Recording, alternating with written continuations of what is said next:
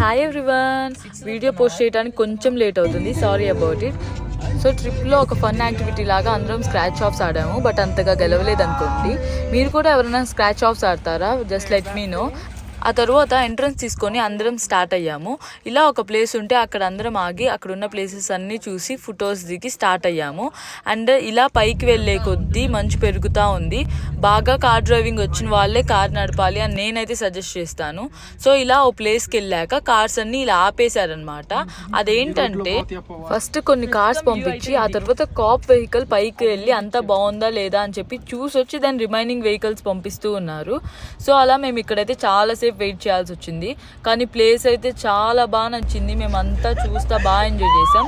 ఇంకా game start చేసాం మంచులో. ఒకటే ఆటలు, ఆ ఐస్ తీసుకొని ఆడుకుంటూనే ఉన్నాము.